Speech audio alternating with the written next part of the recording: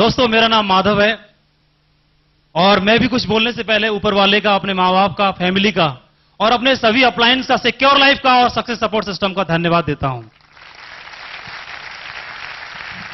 जिसने दोस्तों इतना शानदार प्लेटफॉर्म मुझे प्रोवाइड कराया। और इस शानदार प्लेटफॉर्म पर काम करने के लिए दोस्तों आज से 3.25 साल पहले इस बिजनेस को देखने का मुझे मौका मिला। जब इस बिजनेस को देखा था, मुझे भी दोस्तों देखने के बाद में बहुत ज्यादा एक्साइटमेंट आया, बहुत ज्यादा खुश हुआ। पहली बार लाइफ में ऐसा सुना कि करोड़ों की बातें, लाखों की बातें, लखपति बनने की बातें, करोड़पति बनने की बातें, अपने सपने पूरे करने की बातें। लाइफ में पहली बार ऐसा सुना, क्या ऐसा मुमकिन है? अंदर से एक आवाज आई दोस्तों दिल में, क्या ऐसा मुमकिन है? एकदम से बिलीव नहीं हुआ कि ऐसा सब कुछ हो सकता है, पॉसिबल हो सकता है, क्योंकि बाहर मार्केट में अपनी जरूरतें पूरे करने के लिए पापड़ बेलने पड़ते हैं, लेकिन यहां पर लोग आकर के अपने सपने पूरे करने की बात कर रहे हैं। कहीं गले उतरती है दोस्तों ऐसी बात?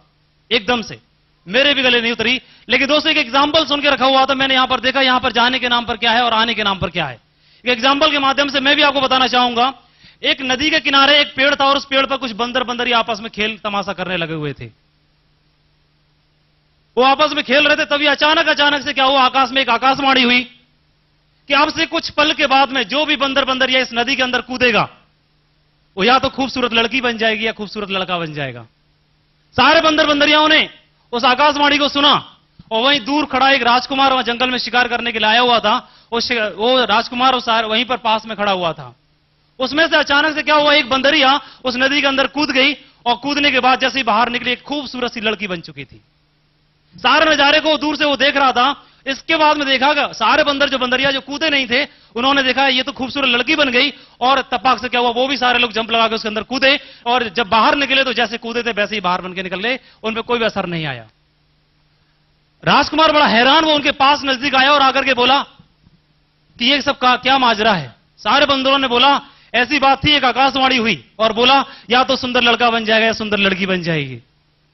फिर हुआ क्या कि हमको भरोसा नहीं हुआ और हमने देखा कि पता नहीं ये सब मजाक तो नहीं है, ये आखिर माजरा क्या है, हमको समझ नहीं आया कुछ भी। लेकिन उसके बाद में जो खूबसूरत लड़की बन चुकी थी उसके पास राजकुमार गया और उससे बोला क्या बात थी, आप इसके अंदर क्यों कूद गई?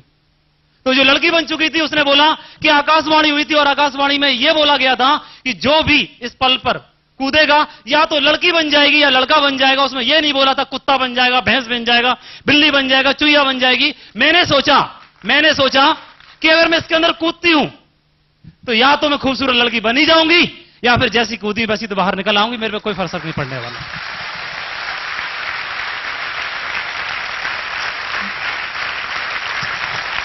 दोस्तों यही बात मेरे अकल में बैठ गई थी कि इस बिजनेस को मैं करने के लिए जाता हूं तो क्या होगा, मेरा इंश्योरेंस, अगर ये बिजनेस मेरे से नहीं हुआ तो क्या होगा। जैसा मैं हूं, मैं रेलवे में नौकरी करना चाहता था लेकिन पढ़ाई मास्टर की कर रहा था, बीएड कर रहा था।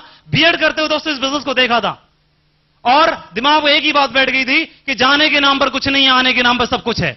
लेकिन दोस्तों बिजनेस में जैसा बताया उतार चढ़ाव आते हैं, मेरे साथ भी आए, लेकिन धन्यवाद देना चाहूंगा मेरा छोटा भाई, उसने हमेशा ही मेरे साथ मेरे लिए अपलाइन का काम किया, स्टेप बाय स्टेप मुझे सपोर्ट करता चला गया। और दोस्तों इस 3 साल के छोटे से पीरियड में मैंने यहां से अर्न किए हैं 18 लाख रुपए। थैंक यू दोस्तों। इस बिजनेस को मोपेड से शुरू किया था, आज इस बिजनेस को खुद की Alto top model AC car से कर रहा हूं।